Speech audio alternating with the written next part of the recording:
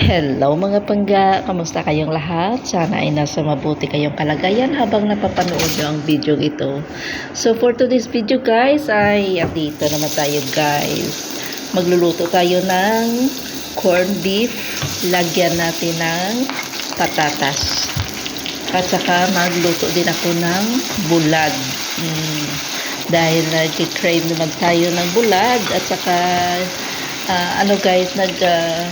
quick vacation ako 1 week last month kasi graduation ng aking bunso. So nakadala naman ako ng bulad dito sa Kuwait.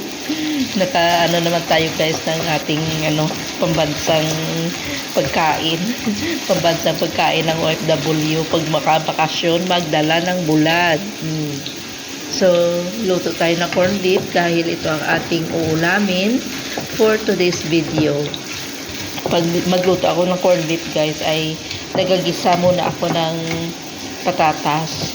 Akin siya gin tidbits. Saka lagyan natin ng sibuyas at saka bawang. Magisa na tayo guys.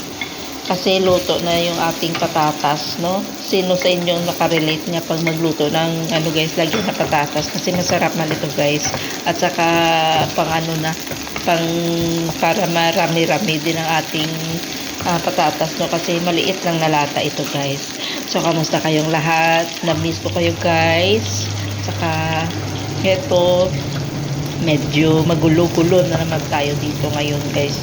Kasi na naman ang Iran at saka yung US. So ito ngayon ang ating mga dito sa Middle East, no? Kasi medyo may pagsabog-sabog, buti na lang nakauwi na ako.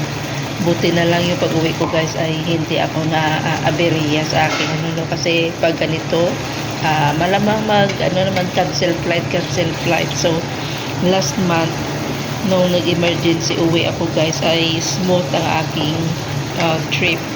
So ngayon ang hirap ngayon kasi palaging may paulan dito ng mga drone, ng mga missile.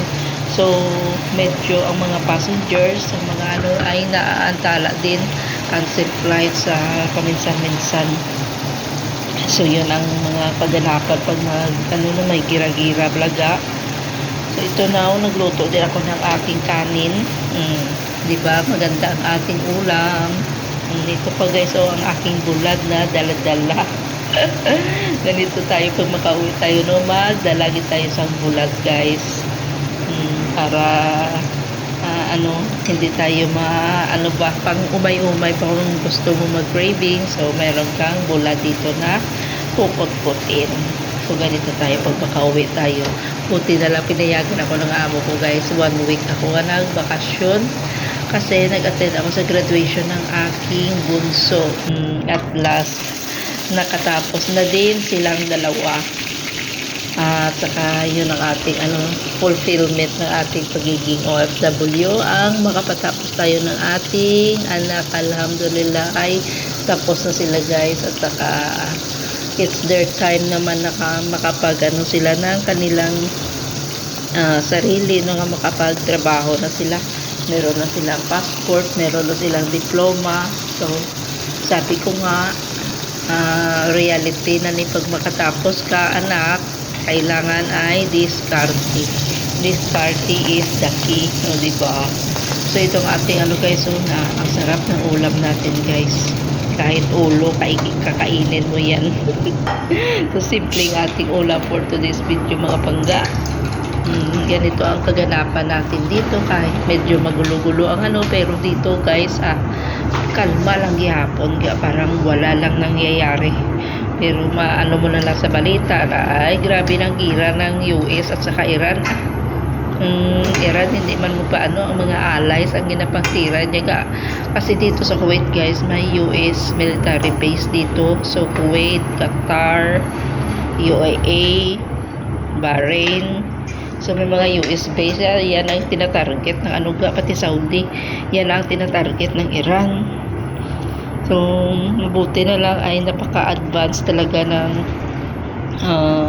military ano dito guys, air defense dito ng Kuwait. So malayo pa yung ano na detect na ma-intercept tayo ang mga drone. So minsan ay hindi talaga nakaano no. So ang terminal 1 dito ay hindi pa naka-operate kasi natamaan ng pagsabog last time ang terminal 1 dito ng Kuwait sa airport. So tamang kain lang tayo dito at saka habang nagkain-kain ay mag-scroll tayo no, kasi pala ganito ang ating trabaho guys, habang kumakain tayo ay mag-scroll tayo ng ating Facebook, magmarites kung ano mga nangyayari no. Kahit nakatrabaho tayo, tutok pa rin tayo sa mga kaganapan, mga events, impeachment, o diba? Kahit nagtatrabaho tayo guys, ang ating tainga naka-headset lang at saka nagapamati sa impeachment. So bunga ongoing sa ating Inday Sara, pero sana ay hindi magtagumpay ang mga buaya. Kaka-stress talaga yung mga kaganapan sa Pilipinas guys no, pero malalampasan din natin ito guys. So hanggang dito na lang mga pangga. See you again on my next vlog. Please don't forget to hit like and please don't skip my ads. Salamat sa panunood and see you again on my next vlog. Mag-ingat tayo lahat. Could you find a way to let me down slowly? A little sympathy, I hope you can show me. If you want my girl, then